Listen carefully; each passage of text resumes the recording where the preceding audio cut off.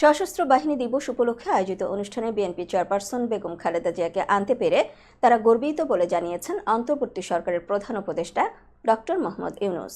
বৃহস্পতিবার বিকেলে সেনা কুঞ্জের সংবর্ধনা অনুষ্ঠানে যোগ দিয়ে একথা জানান তিনি। ডক্টর ইউনূস বলেন, শহীদ রাষ্ট্রপতি জিয়াউর রহমানের স্ত্রী বেগম খালেদা জিয়া এখানে এসেছেন।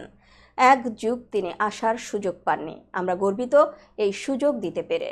দীর্ঘদিনের অসুস্থতা সত্ত্বেও বিশেষ দিনে সবার সঙ্গে শরীক হওয়ার জন্য আপনাকে আবারও ধন্যবাদ। আপনার আশু রোগ মুক্তি কামনা করছি। এর আগে বিকেল 3:30টার দিকে গুলশানের বাসভবন ফিরোজা থেকে রওনা হয়ে বিকেল 3:45টার দিকে সেনা কুঞ্জে পৌঁছান খালেদা জিয়া।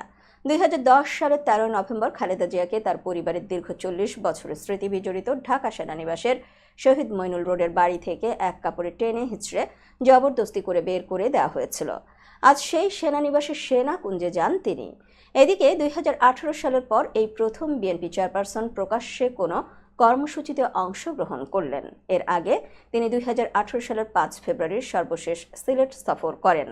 এছাড়া 2012 সালে সশস্ত্র বাহিনী দিবস উপলক্ষে সেনাকুঞ্জের অনুষ্ঠানে অংশ নিয়েছিলেন সাবেক প্রধানমন্ত্রী খালেদা জিয়া। গত মঙ্গলবার রাতে সেনাবাহিনীর chief of general staff lieutenant general Mizanur Rahman Shamim এবং সশস্ত্র বাহিনী বিভাগের principal staff officer lieutenant general ASM Kamrul Ahsan আমন্ত্রণপত্রটি বিএনপি চেয়ারপারসনের কাছে পৌঁছে দেন। খালেদা জিয়া ছাড়াও বিএনপির ভারপ্রাপ্ত চেয়ারম্যান তারেক রহমান, মহাসচিব মির্জা ফখরুল ইসলাম আলমগীর সহ স্থায়ী কমিটির সদস্য সহ সিনিয়র 26 জন নেতাও সশস্ত্র বাহিনী দিবস অনুষ্ঠানের আমন্ত্রণ পেয়েছেন।